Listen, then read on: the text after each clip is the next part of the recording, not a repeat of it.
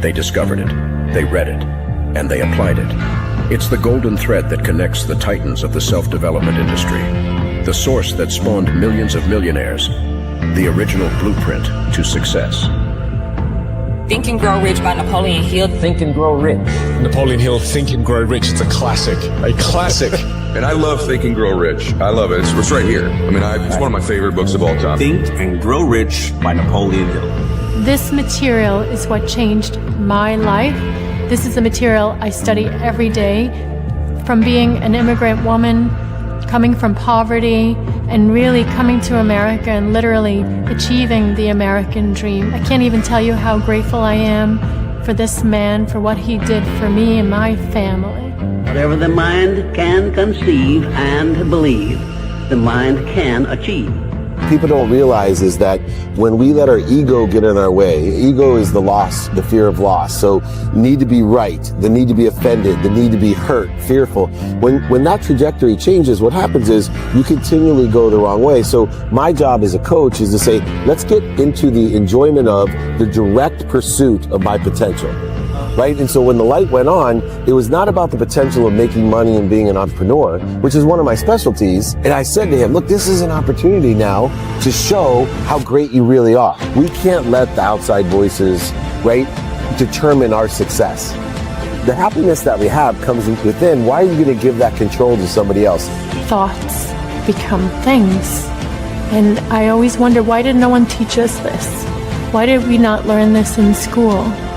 Why did we not learn this from our families? If you make your study a priority, your life will change. And I came up with 4 really valuable things that I took stock in. And the first one was gratitude. Simple gratitude. Although I grew up with nothing, I was always grateful. Throughout the whole process of consistently, persistently pursuing my potential, I was grateful. It made my past better, my present brighter, and my future even brighter than that. In fact, I tell people all the time, if you want to change your life, change your employee's life, your family life, it's very simple. 2 words, say thank you.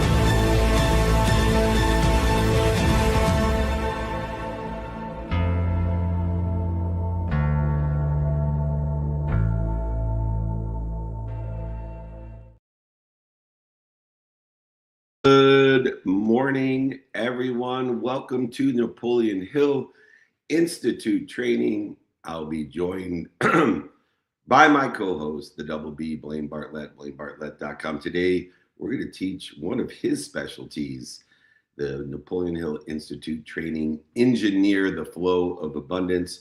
Just want to have a few quick reminders before we bring Blaine on. Number 1, all the exercises and guides and my book are available for free. You just have to email me, david@dmeltzer.com, and you will get all the guides, exercises, and my book for free, david@dmeltzer.com. We just got back from the players, the professional athlete community late last night, back on track, and we're on our way to the Masters. If you'd like to join us for the Masters Mastermind, or our Thursday TPI event, we have John Daly, Vaughn Miller, I'm losing track of who else, but there's plenty of other people coming with us, and please join us there. Then off to Aspire in Phoenix. Come and join me and the Sharks, and Gary V will be closing. Come, and I'm happy to host you. So just email me. Then we'll do a content mastermind in Los Angeles. And then finally back to New York City, and Long Island. Come and join us for the car washes, interviews holding court, meetups, of course, speeches, and VIP dinners for the Unstoppable Foundation. That's right. We are the largest donor to the Unstoppable Foundation, thanks to our community. All right. If you'd like to be informed or invited to all of the 200 cities we're going to be in this year, join our text community, area code 949-298, next 3 numbers, 298. Final 4 numbers, 2905. That's 949-298-2905 to be informed and invited. All right, let's bring my friend up right away. His name is Blaine Bartlett, BlaineBartlett.com. He's a world business consultant. He moves possibilities into reality. Been living in ease, in the flow for multiple decades, and he is my mentor. Blaine Bartlett, welcome to our Napoleon Hill Institute training. Hey, it's a pleasure to be here, as always.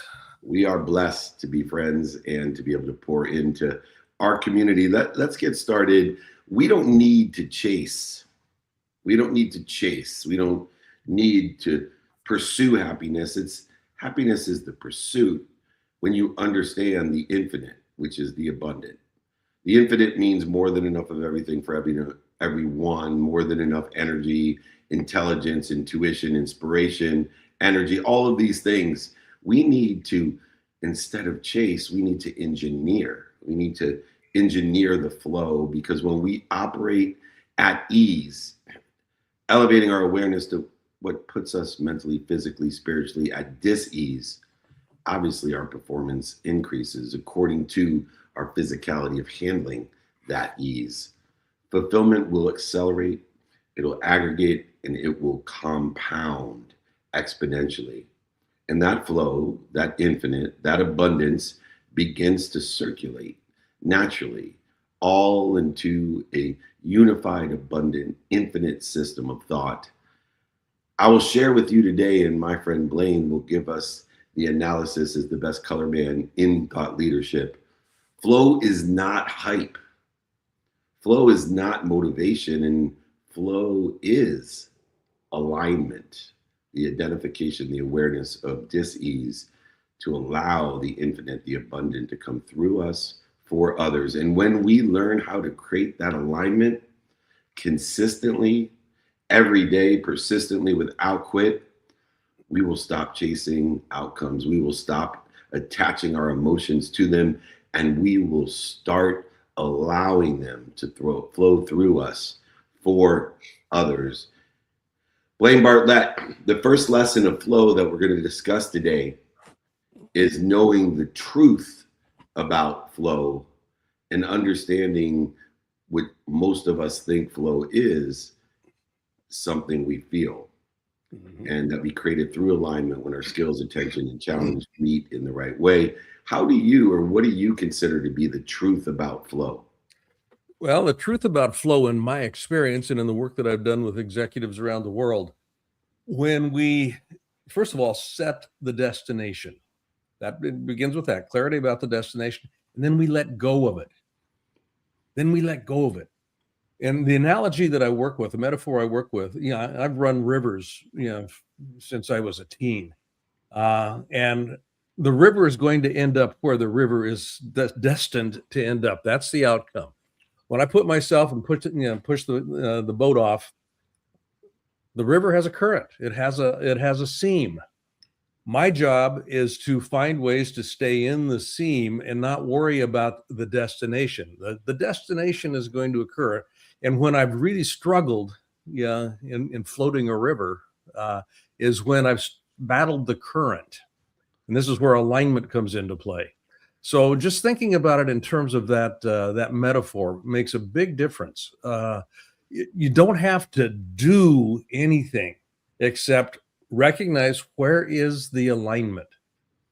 The alignment in skill, the alignment in knowledge, the alignment in desire. Those three components come into play. I love it. And understanding the flow in your analogy will go to the low, right? All water, all streams, all rivers, all waterfalls, they flow to the low. And the analogous understanding of the flow is that the flow goes to the low, which is humility. As you know, one of my favorite quotes, if not my absolute favorite quote, is you're either humble or you're about to be. And living low is difficult because every time we reach the flow, everything feels effortless. All of the dis-ease fades, disappears, dissolves. Even time itself will disappear when we're in the flow. Right. In its infinite nature of time, not the man-made construct of time, that will disappear. And it's not accidental. But what happens is when we are in the flow and things are effortless, we forget that we need to utilize effort to stay in the effortless. And the effort that we need to have is humility. We need to stay low to be in the flow because everything flows to the low. And so flow happens as we understand that our energy, our effort needs to be put into the clues, the patterns, and the choices that we make as we become aware of physical, mental, emotional disease. And if you use your analogy, we're in the flow and all of a sudden there's a big boulder in front of us. That boulder has created disease. So we need to what? Utilize our effort to make sure that we don't hit that disease. We don't accelerate in the wrong direction. We don't try to go over it, under it, through it, around it, lie to it, cheat it, manipulate it, deny it. We just allow, as you know, the current will take us around the boulder. Yeah. And so, but we have to have a lot of humility and faith that only exists in darkness. Miracles exist in light, but only in that darkness. How do we identify where we are currently bored because we're in the flow, or we're currently overwhelmed because we're living in disease? The identification piece has to do, and you're talking about this, with disease, discomfort. It's when I start noticing I'm about a half step short. If I use a sports analogy, things just seem timing wise to be a little out of phase. And this is where awareness is foundational. Awareness isn't just a nice thing to have. Awareness is absolutely foundational to success in life. And if, going back to the stream metaphor, I want to be aware of where the current is. And I notice that boulder in front of me. I also notice that there's a way that the water moves with that boulder, that I want to be able to access that, because that's going to go around the boulder. On the other side, it's a suck hole. It will actually, suck me into the boulder. And if I'm not paying attention, that's where I'm going to have some difficulty. And so awareness, is a large part of this. I can't be aligned unless I'm aware. And this has to do with our next lesson, which is around where does attention go? Yeah. Attention is huge. And I've created a flow equation of what I pay attention to and what I give intention to, what I'm doing, saying, thinking, feeling, and believing. I'm going to repeat that. It's not just what I'm doing, it's what I'm saying. Every time we say something, we cast a spell. Yep. Do you think it's a mistake that they call it spelling? We're casting a spell. That's why worry is such a damaging disease to people, because not only is it casting a spell of interference with what we want, but it's casting a spell for what we don't want. And so in this equation of what I pay attention to, what I think, say, do, feel, and believe equals the coincidences, the coinciding, the flow. Flow then is really not random. It follows a structure that, according to Napoleon Hill, that we can create and repeat with a definiteness of focus plus purpose, a definite purpose that creates a hypnotic rhythm, which is represented in that flow. When you step into this clear objective and you get immediate feedback and you eliminate the disease, we elevate our natural performance. But there's some key insights to flow according to this intention. What have you taught and learned over the years about how to use intentionality, the definiteness of purpose, to create this hypnotic rhythm?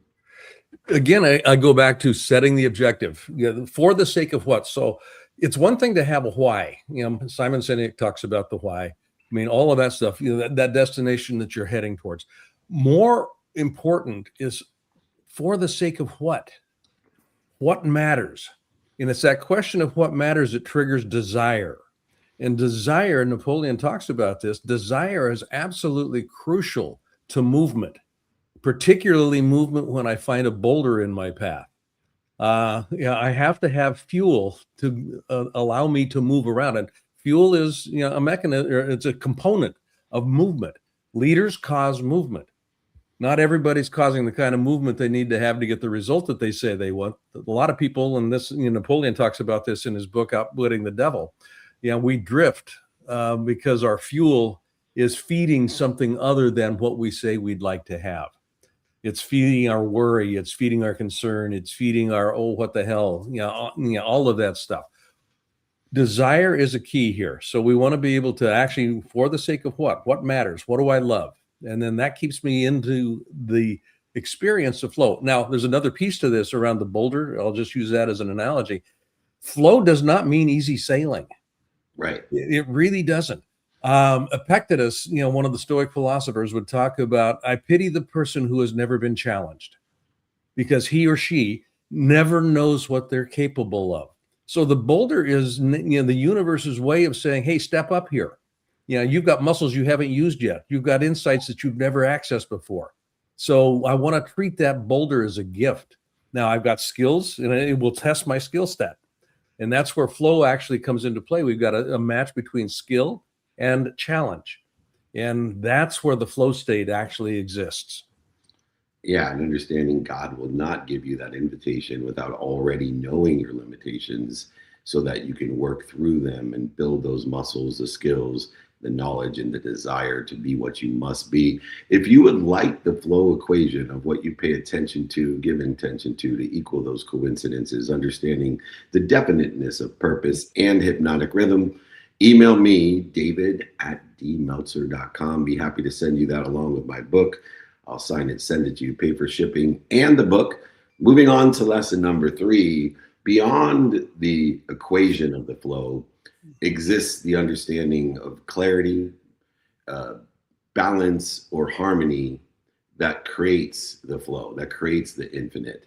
And without the clarity, without the harmony, our energy becomes interfered with.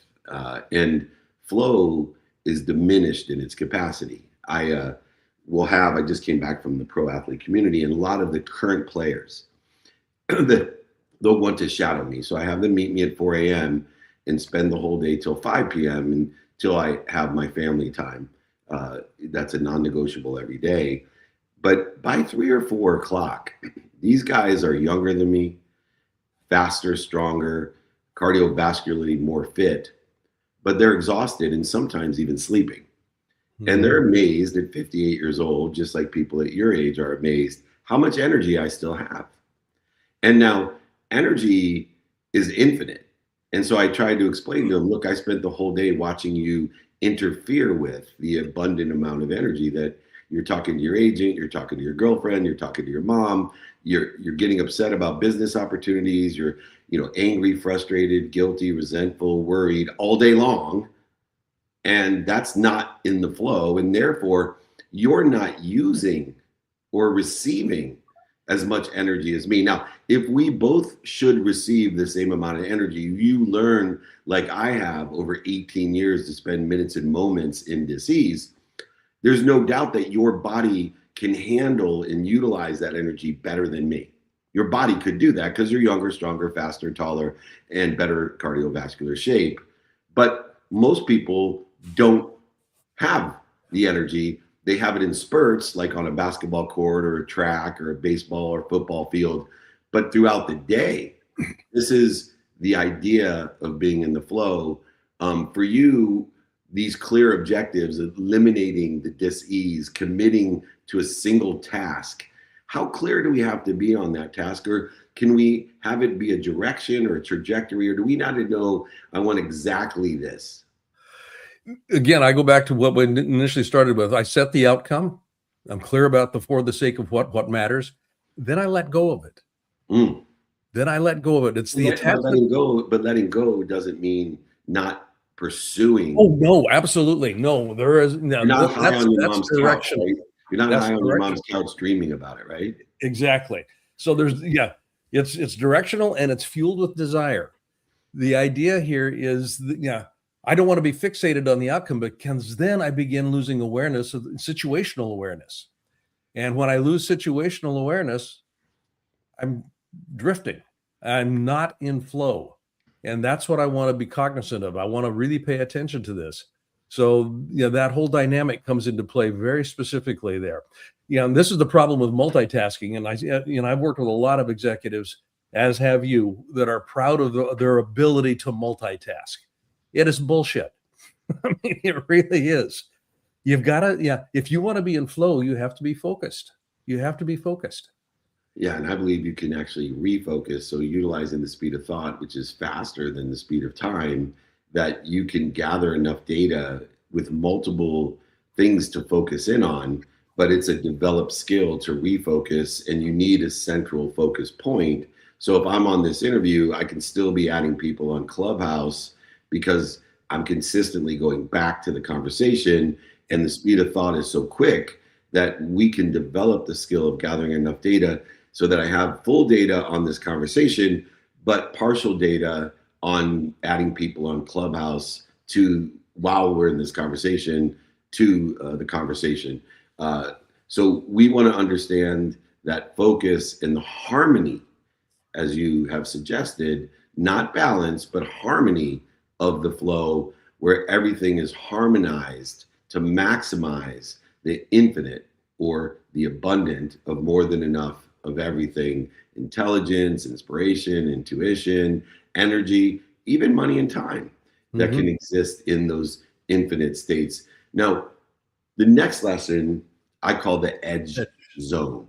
And, you talked about this earlier, that, we have to develop things. And the only way to develop things is to make mistakes and to test ourselves, to live in the learning zone, not the anxiety zone, not the comfort zone. Those will constrict you to a point where you may not even be able to get out of bed.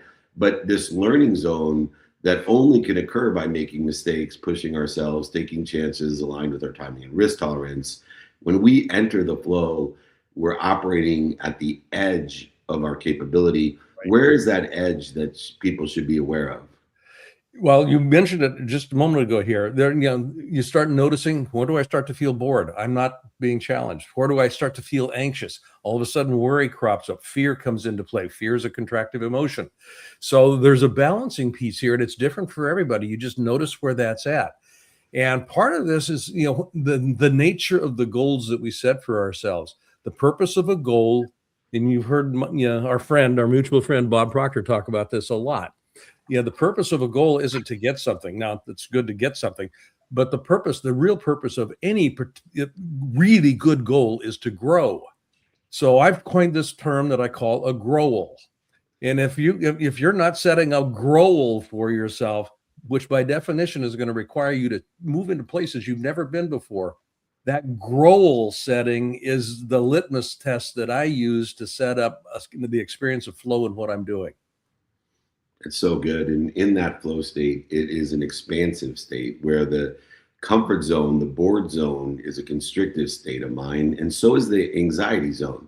Absolutely. So that edge zone is between the learning zone and the anxiety zone, to push ourselves, because the objective of your growth state is to have the learning zone expand out to where your anxiety zone was, your comfort zone to expand out to where your learning zone was. And it's a continual expansive process so that you can be more productive, more accessible, and more gracious. And if you would like the Edge Zone exercise and guide along with my book, email me, david@dmeltzer.com. You will continue to stretch yourself and expand into your bigger and better self. Feedback and immersion. A lot of us don't see the clues, the patterns, are not aware of what we're doing to interfere with it. We're caught in the same cycle. Life is about lessons. The lessons keep on coming until we learn them. They're conscious, they're subconscious. We even have an unconscious competency in which you talked about and taught me about, about this genetic and energetic inheritance that can help us with the things that are aligned with where we want to be in the flow. But if it's genetically or energetically inherited, unconsciously, we could be interfering all day long as the flow deepens, when we can measure quantitatively progress and stay immersed long enough in the flow to break through the genetic and energetic resistance or subconscious resistance as well. What are some of the things that we can work on to stay immersed in the flow state? My eyes look outward, my ears listen for external things. I want to be able to find ways to get a sense of where am I at right now, and how am I doing? Not what am I doing, but how am I doing with what I'm doing? This is, the idea that feedback is feedback is the breakfast of champions. you You got to set it. You got to set a structure up that gives you valued feedback from people and sources that are credible. They're not opinions of people that have not done stuff. Their feedback, it's information from folks that have actually rode that stretch of water before, and they can tell you that side of the boulder, no go. That side of the boulder, that's the one you want to work with. And I think one of the lessons in feedback and immersive state of flow is that nobody appreciates feedback in the present. Some of us may take minutes and moments to process and appreciate feedback, but it is human nature, anatomically and chemically, to resist feedback. Oh, I love this. Do you mind if I give you some feedback? It's kind of like exactly. Give me some more disease. And but those that can, shift their own perspective of feedback and say to themselves, feedback is like a handful of sand. I'm going to appreciate your feedback. And if the nugget or the kernel of sand or the grain of sand is not aligned with my divine direction, I'm going to let it fall through my hand with the acknowledgement and appreciation that it deserves. But if the feedback resonates with me, which means I feel very strongly that this is aligned with my divine direction, or I feel very strongly this is very much against my divine direction, I want to hold on to it and learn from it. Otherwise, I let it fall through with acknowledgement and appreciation. Coming into the last lesson, awareness, I said, as miracles exists in the light. Faith is what exists in darkness. And we have a difference between sight and vision. But we actually, just like engineering wealth, we can engineer abundance. We can engineer the infinite. And in order to do so, we have to identify certain things in the flow, because flow is not something we occasionally access. We are part of the flow.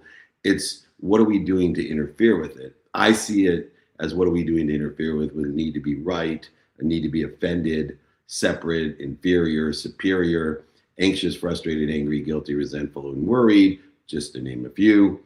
But it needs to be something that we embody through identity and daily practice. When you're practicing yourself, which I know you are constantly in the pursuit of your potential, what systems or practices have you built that consistently has put you in the flow? This is where noticing what I'm noticing comes into play, and that is a practice. I notice what I notice, and if I'm writing, as an example, or doing some research, and all of a sudden I start noticing my attention wandering, or I start getting distracted, what I'll do, instead of trying to fight that, I will actually get up from my desk. And I'm fortunate enough to live on about 11 acres of land out here. I'll just go outside and I'll walk around for a while, just to kind of sort things out, get reconnected to to nature and the flow that nature actually represents. I'll get out in the air, breathe the fresh air, that sort of stuff, come back and settle again. So this is a practice that I've learned to do. A long time ago, I would fight that distraction. And another thing has to do with the nature of meditation. People will think that they meditate so that they can, I've got this quiet time, I'm going to meditate. I want to be able to meditate in a way that allows me to be still in the center of, in the middle of all kinds of cacophony and all kinds of noise. The practice of meditation has to be transferable into my daily life, because that's where flow actually exists. If I can be the center of the storm, I'm actually in a flow state at that point in time. That's where equanimity comes into play, all of that stuff. Yeah, the equanimity and harmony. And for me, there's two critical components in that meditation of preparing for the flow. And one is an unwinding routine in which I meditate, in a sense, to put my mind, body, soul in a position to recover while I sleep, but also access information. And then I use theta meditation when I awake to transcend the intelligence, intuition, the inspiration that I receive by being in the flow state while I sleep. and then utilize it to materialize and monetize it each and every day, which is why they call it information, because we're creating that. Um, if you would like the identity of flow, the engineering of abundance exercise and guide, please email me, david@dmeltzer.com, along with my book, which I'll sign, send to you, pay for shipping in the book. If you would like the engineering abundance guide, david@dmeltzer.com. Please email me. And as I finish up, remember, Blaine will stay on for 30 minutes and he will do the Q&A, the Ask Me Anything about engineering the flow of abundance as we conclude the training portion of it, to remind people that most people chase results. They attach their emotions to outcomes. But what we want to empower you with is the ability to engineer the flow. Because when we operate in the flow, as slow as it goes and as low as it goes, performance recovery will improve. Our results will compound exponentially. They'll accelerate, and the opportunities, the options, and the touch of favor that exists in the flow, in the infinite, abundant, unified system of more than enough of everything for everyone, will expand. Flow actually becomes our unfair advantage. It's a distinction of living in the empty mile where very few people exist. And obviously there's much more ease than dis-ease. And when we master that state of flow, when we're pursuing ease and stop chasing the abundance, stop attaching our emotions to I'll be happy when, but as Blaine Bartlett teaches us, for the sake of what? We will be, and we will be I am, and be what we become, and we will allow that which already exists within the infinite time, in the infinite, abundant, unified system. We will allow it to come through us in the flow to others. So we will empower others to be happy. And as you know, on my mission to empower over 1 billion people to be happy, if I can do anything to empower you, to empower others to be happy, that will make me happy. This has been the Napoleon Hill Institute training on engineering the flow of abundance. If you would like the exercise guides or books today, please just email me, david@dmeltzer.com. I want to once again remind you, you are invited to the Masters Mastermind with John Daly, Von Miller, many, many more in Augusta, Georgia. You then are invited to the Aspire Business Tour with the Sharks, myself, Gary V and I will be there, Andrew Cordell. Come and join us in Phoenix, then to LA for the Content Mastermind, then to New York and Long Island. Again, interviews, meetups, holding court, speeches, and VIP dinners and lunches. Come and join us. You just got to email me, david@dmeltzer.com. David means beloved. D is my first initial. Meltzer means servant. Let me be your beloved servant. david@dmeltzer.com. I'm going to hand it off to my mentor, the incredible A+, 2 B's equal A+, by the way. That's blainebartlett.com. Blaine, thank you so much for pouring into our community every week. Thank you for being Chancellor of Napoleon Hill Institute and a leader of the world community, especially in world business affairs. You have changed my life and so many others. God bless you, my friend. Have a wonderful day. Get your questions ready because we got Blaine Bartlett in the house. Have a great day. Remember, be more interested than interesting.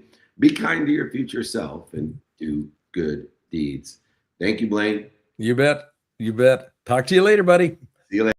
Okay. All right. Nick. Hey, how we doing? I'll be helping out Nick here. He's losing his voice. So I'm helping queue up some questions for Okay, you Mike. on, That's on good. some travel. Perfect. All right, we got Clubhouse going in the background as well. Gigi, if you can make sure that's unmuted for us too, and that's rolling. Blaine, I'm going to pull in from the chat here. We got a lot of them flowing in while I get people some queued up on Clubhouse to ask you some stuff as well. All right. Now, the first question here in the chat is, how does this intersect interact or engage with willingness? Asking from curiosity, because willingness feels like a precursor to how intention actually shows up. Can you read that one again? Willingness. I just want to be sure I've got the. Yep, of course. I put it on the screen as well. I just pulled it up from the chat as they're coming in from right. different platforms. Asking from curiosity for me. Willingness feels like a precursor. How intention So, as I understand the question, William, willingness implies the ability to embrace something that is coming towards me. So that would be one way that I would actually begin to look at the interface between willingness and intentionality. Yeah, my intention is to have this. Willingness to receive, is one aspect of that. Now, if I've got something going on in my psyche, as an example here, I feel unworthy to have this. I'm not the kind of person, and this is an important piece on this. How I finish the question, I am. Most people will answer questions around identity in the context of I'm not the kind of person who. I'm not the kind of person who would do this, would have this, would embrace that sort of thing. So you want to be able to examine, how willing are you to receive what it is that you're asking for? How willing are you to actually fulsomely embrace what's coming towards you? So there is obviously, I think, in the way that you're describing this, and the question is holding it. These two elements are linked very definitely.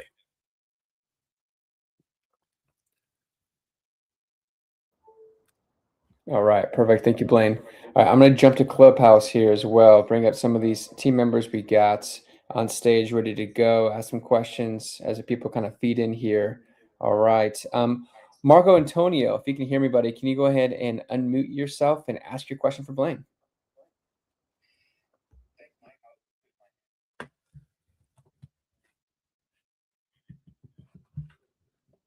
I was really interested in that conversation you guys had about the edge zone. You mentioned that it only happens when we're at the edge of our capabilities, and I find myself constantly trying to put myself in uncomfortable situations because I was told, or I figured, that that's really where growth happens. Mm-hmm. But when I am at the edge, I find myself in anxiety. How can we walk that line so that we stay at ease or in our flow and staying on the edge, but not falling into that anxiety zone? Make a distinction here between anxiety, which is oftentimes laced with fear of, concern with, worry about. Repeat the question, I can. Happy to. Yeah, Marco, you got him now. It's feeding through mine as well. Go ahead, Blaine. Sorry about that. Okay, can you? Let me put the mic on my phone here. I'm just trying to kill feedback. Mm-hmm. Okay, we good? Okay. So anxiety, the way that you're describing it is when you there's a line in a book that I read a long time ago, Cowgirls Get the Blue. It's the color blue that black would have been if it hadn't crossed over the line. It's the color blue that black would have been had it not crossed over the line. So what you're looking at is you're on a fine edge. And when you crossed over the line on that fine edge, that's where you stumble into anxiety, fear, worry, all of those sorts of things. So this is where noticing becomes a useful competency to develop. And notice what you're noticing. You will physiologically know when you've come up against that edge. And I applaud you for continuously stepping into discomfort, because the organism will grow when it's stressed. That's your mind, that's your emotional body, your spiritual body. Stress isn't bad here. Stress, it means that you're actually pushing against boundaries. And that's what you want to be able to do, but you don't want to tear the envelope. Okay. So you don't want to, you don't want to worry about tearing the envelope because it's repairable. So if you go too far, you just kind of dust yourself off and get back on the horse again. But that's kind of what you're looking at here when you put yourself in a position that you're describing. You want to be on that edge and you balance it. Now, yeah, what's too much, what's too little, what's just enough right now. So situational awareness comes into play here, and yeah, you just kind of play with it.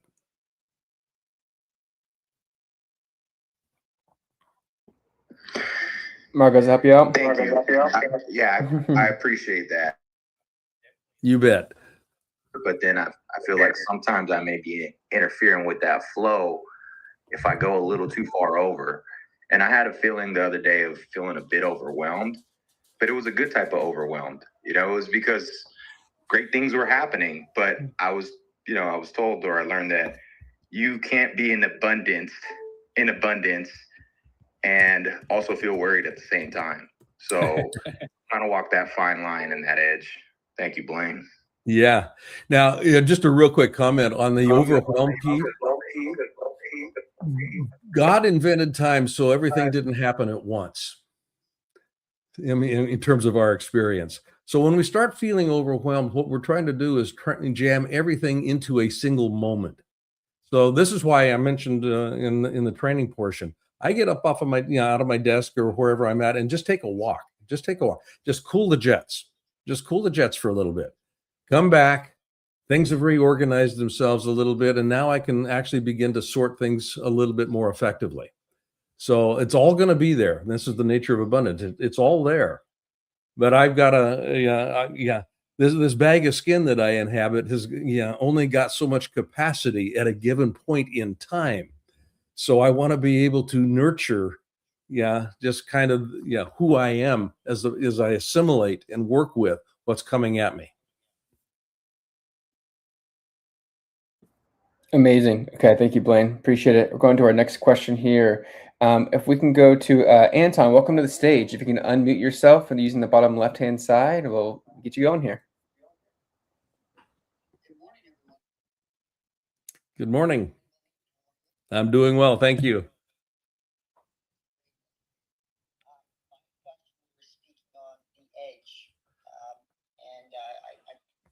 My question is how important is certain significant, traumas or pressures in our lives that can push us to the max?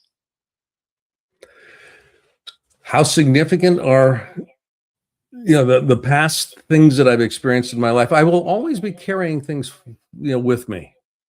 So again, this is where I think awareness is probably going to be your best friend. Curating awareness. Awareness is a foundational component of an effectively lived life.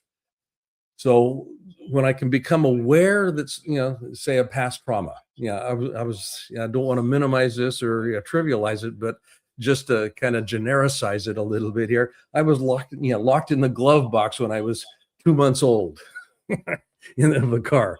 And that was traumatic for me.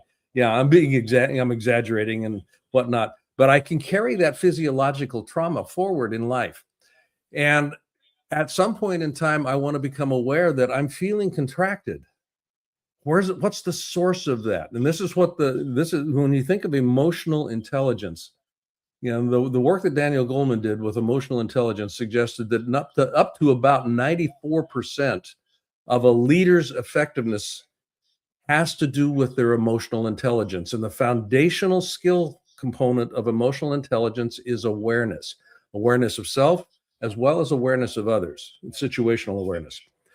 This awareness of self, it's not just about noticing, oh, I'm feeling contracted. I want to trace it back. What's the source? What's the trigger mechanism?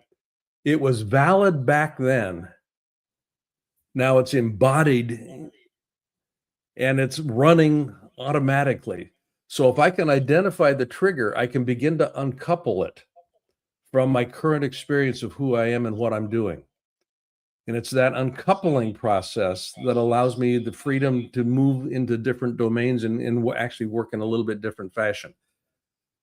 The fact that I get triggered and I feel the contraction is great news, because it's kind of a signal that, okay, now it's time to uncouple that.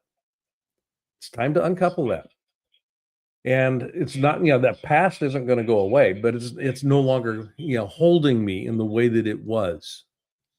And that's the nature of trauma work in a large, writ large. Thank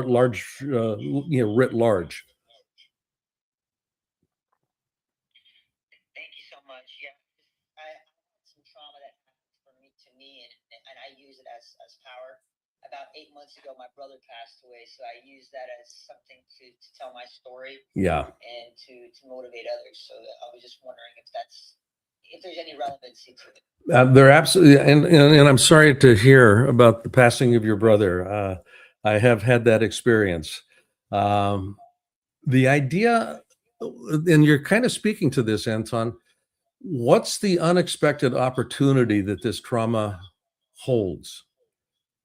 So rather than collapsing into and around the trauma, going, oh my God, this is awful, horrible.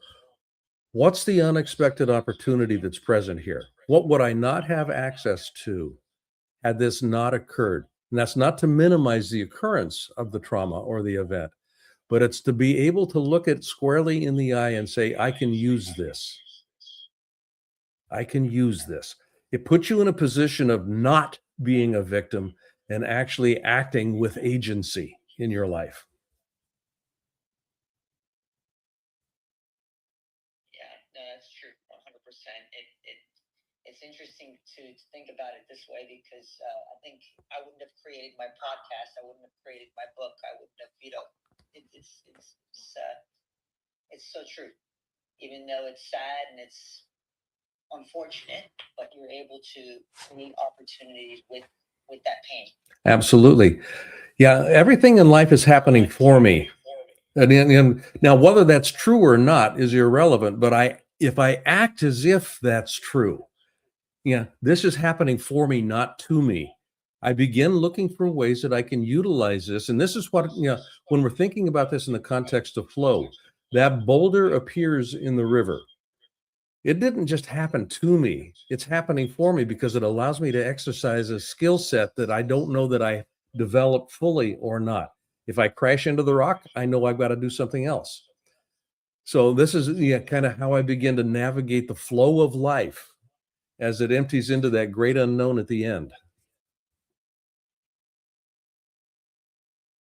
Well, thank you so much, Blaine. I really appreciate it. Thank you. You bet. Great question, Anton. Thank you. All right, Blaine, we're going to transition back and show some love back to the chat as well. I just pulled the question here on stage so you can check it out and obviously answer that. And we'll go back to the live question after. How do we apply this when money is the only issue? You know the goal and why do all. It's all because the money's not there to sustain the consistency required. It's a weird cycle. Yeah, here, Tonya, I love this question. Money is not the only issue. The issue is my relationship with money. Money is just a symbol for different things. It's my relationship with the symbol that money represents that is causing me the difficulty. So if it keeps cropping up in the way that you're describing it here in your question, I would take a look at, okay, what's in place here from a relational dynamic? How am I relating to money? What was, the history, that I grew up with? How was money treated at home? How was, people, what was I taught about money? What did society say, in the area of society that I grew up in? What was the overarching zeitgeist around money? All of these things conspire to give me a framework to relate to money in a specific way. So if I've, put this in the context of abundance, if I'm not accessing the money that I'd like to have, I want to be able to take a look at what's the relational dynamic that's in play. What did I learn about money that is actually now inhibiting flow? And that's an exploration that is worth engaging in because it's never about the money. That's where our attention is focused. Our attention needs to go to what's the relational dynamic. Love it. Thank you, Blaine. All right, perfect. We'll keep things rolling here. We're going to go back to Clubhouse now If Ali Myers, if you can go and unmute yourself, please, since you're on stage, and jump in and ask a question. Thank you so much. Hey, Ali, good to see you again.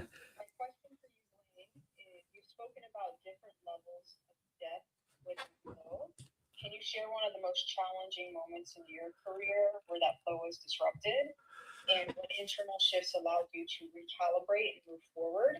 And how can others apply that in real time when facing major life transitions? Yeah, great question. I've had breaks in flow a number of different times. One that would come to mind that I think would be relevant here, and Anton, you might appreciate this, was when my wife died back 15 years ago, 16 years ago now. We'd been together, a little over 20 years. It was a wonderful marriage, and it just rocked my world. It absolutely knocked me for a loop. And when you talk about it in the context of flow, I definitely was experiencing being out of flow, professionally, personally, spiritually, intellectually, emotionally. Everything was just knocked, completely off kilter.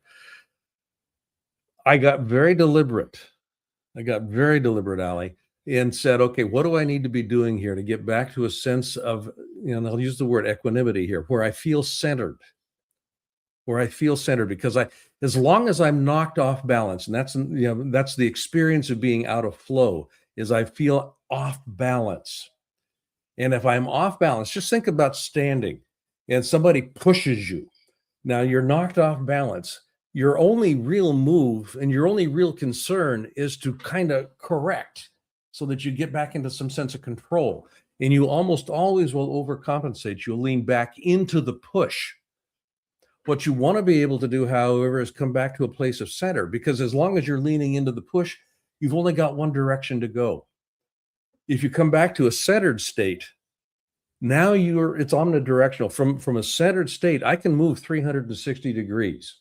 And that's the nature of flow. There's effortless efforting there. I'm not pushing. I'm not overcompensating. So what I did when my wife died is I very deliberately put myself into a position where I was looking at, how do I deal with grief? What is grief? What's the components of it? Where does it show up for me? How do I deal with it? What's the triggers? And I developed this little acronym, and I'll acknowledge, Richard Strozzi here is a good friend of mine. Part of my coaching practice involves the use of somatics, the body-mind integration. And I used to practice Aikido, very regularly. And in Aikido, as a martial art, you use your opponent's energy and movements not to oppose them, but you actually interact with them and flow with it in a way that you can actually turn it into something more useful. So it doesn't become a direct frontal attack and you're not off balance. We developed this little acronym that we called CFEB. And CFEB is CFEEB. Center, face, extend, enter, and blend. Now this has to do with the nature of energy. So when I would feel this grief, it would feel like an elephant sitting on my chest. When I would feel that coming on, instead of trying to push it away, instead of going, no, I hate this, what I do is I would actually just take a deep breath, and I might be in the center of the cookie aisle in the grocery store. I would just center, take a deep breath, just kind of feel myself get settled, face it. That's the F. Face it. Okay, here it comes. This is here. This is present. I'm not denying it. It is present. I would extend into it. Let me just kind of meet it. I would enter it. And by entering it, just from a metaphoric way, I would just imagine myself, letting it wash all over me, which moved me right into blending. Center, face, extend, enter, blend. And it would just kind of move to me, through me, and out of me. And it would happen pretty quickly. I would still have tears streaming, and I'd look like an idiot standing in the cookie aisle, crying. And people go by, "Are you okay?" I'm going, "Yeah, I'm just fine. Thank you very much." But over time, and it wasn't a lot of time, the experience of grief started having less and less of a hold. My sense of loss did not go away. I mean, the love that I felt, everything that was there remained present. But the grief that I found inhibiting me moving forward, the hold on it, lessened. So CFEB was my tool. And I was very specific in the way that I used it. I transported it over from my work in Aikido and said, okay, there's a way that I can utilize this in life. So one of the ways that we can actually find movement is to not resist what's happening. Just notice it, work with it, and let yourself move. This is another thing about the meditation practice. I found that this is very useful. Meditation, and I'll teach this to some of my clients, meditation is actually a practice in developing the capacity to continuously start over. Because if you've ever sat for any period of time, you'll get quiet and all of a sudden your monkey mind just starts going crazy again. Squirrel, you start running all over the place. So you've got to come back to center. So it's a practice. It's a practice in developing the capacity to continuously start over without being frustrated, without feeling like you screwed up, without any of that sort of stuff. It's just a practice in starting over. And that's what, sustainable success in life, which is a definition of flow states. Sustainable success in life is really an exercise in starting over, developing the capacity to continuously start over. That's what we want to be able to do. Allie, I hope that was useful.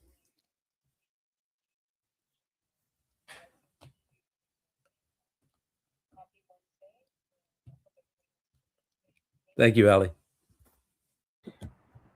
Amazing. Thank you, Blaine, as always. You're crushing this per usual. I just love sitting back here, honestly. I'm glad Nick got a little sick, honestly, so I can have like more of a front row seat to this. This is great. I love this. All right. We got just under 5 minutes here, so we'll close out here with a couple more questions. The chat is blown up. So let me pull up another question here so we show some love back to them real quick here. All right, from Candace. I'll read that for you real quick. One. Here we go. When your feedback is coming from close family that are not credible, how do you manage the situation? I'm sure this is a popular one. People are loving this comment, by the way. Well, the key here is not credible. One way to think about there's when you look from the vantage point of linguistics, there's two speech acts, and I'll call them speech acts. Ways that people give feedback. One is as an assertion. An assertion is verifiable by evidence. The floor is flat. You can look at it, you can measure it, you can get a level out, and you go, yep, the floor is flat.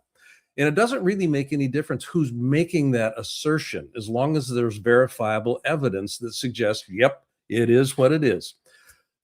The far more common is what is, from linguistically is called an assessment. An assessment is a judgment or an opinion that does not get grounded in evidence. It's just, this is the way he's a horrible leader. Well, okay, I know that's your experience with what's going on, but what's the evidence that suggests that is universally true in every way, shape, or form? For the truth to be the truth, it has to be true in all situations at all times. That's an assertion. That's the nature of an assertion. So when you're getting feedback from a close family member, a couple of things are in place here. One is they probably love you, and they're looking through their eyes. They're looking through their eyes, making assessments about what would be good for you from their perspective. Their perspective isn't your life. You are, and this is interesting to play with, you are how I see you in my mind. And that's what's going on with them. You are how they see you in their mind. So how you manage that situation is to come back with them and say, okay, help me understand. And this language is important. Help me understand. You haven't been here. You haven't done that. That speaks to the credibility issue. Help me understand what you're noticing that leads you to this opinion. And I would use that word very specifically, this opinion. So you separate it from fact. Then you've got the basis for a dialogue. every disagreement we have, and this is true, in business, it's also true in families. Every disagreement we have are essentially disagreements of conclusion. I have concluded that this is true. You have concluded that this is true, and they're in opposition. And we will battle trying to make my conclusion more right than your conclusion. And that's the nature of the conversation. And whoever is throwing their weight around the best is going to win. The conversation that revolves around conclusion structures is always organized around winning. I want to be right. You want to be able to drop below the conclusions. What are the assumptions? What are the assessments that are supporting that conclusion that you're holding? So help me understand. Tell me more about that. Where do you see that happening? Does it happen all the time, or is it just situational? If it's situational, what are the situations that this happens in? So it opens up something that's called a dialogue. And if you take the word dialogue, and we're all familiar with the word, let's have a dialogue. Dialogue, you separate dia, logos. Dia means around, logos is ideas. So what you're having a conversation about is you're exploring ideas. You're not exploring conclusions, you're exploring ideas. What are the ideas that inform that conclusion? That's the nature of a dialogue. So ideally, with your feedback is coming from a close family member and you believe that they're not credible, you want to have a dialogue with that person.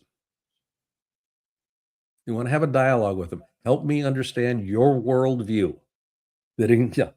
How are you seeing me in your mind? Because how you're seeing me is likely not how I'm experiencing myself. I love it. Thank you, Blaine. I see Candace saying, I need the recording. I can't take notes fast enough in the chat. So along with many other people, I think we got a question from every social platform, by the way, too, today, which is awesome. And of course, it's right on time per usual. Blaine, if you can let everybody know where they can find you, what you have coming up, different resources, how they can connect with you. And thank you, as always, for giving me a front row seat today. Oh, absolutely, Mike. Thank you for hosting. It's been great. People can find out more about me at blainebartlett.com. That's probably the easiest. I'm on all the social, LinkedIn. I do regular live shows. David and I do, tomorrow we're doing office hours. Every Thursday we do an office hour show with Rep Power. I do a Power of You show every Thursday on LinkedIn. So, just kind of tune in there. And also, you can get a hold of me directly at info, I-N-F-O, at avatar-resources.com. You can also, thank you, Gigi. We're going to have to update that, but go ahead and put that back up again. You can actually get some time on my calendar if you want by going to SOBM booking. That's the bit.ly URL. So if you're interested in having a brief conversation, I would be more than happy to have that conversation with you. Awesome. Thank you, Blaine. And if anybody wants the guide from today, obviously reach out to Blaine directly or reach out to David directly at david@dmeltzer.com. Obviously, text his community at 949-298-2905 for any of the upcoming events we got going on. Obviously, David's in over 200 plus cities this year alone. Please continue to reach out, connect with us. I absolutely love these NHI trainings every Wednesday, and especially when I get the front row seat like I got today. So thank you again, Blaine, and thank you, Gigi, for producing as always. Appreciate all you guys, and thank you so much. We'll see you next week. Thanks, Mike. Gigi. And they discovered it, they read it, and they applied it. It's the golden thread that connects the titans of the self-development industry, the source that spawned millions of millionaires, the original blueprint to success.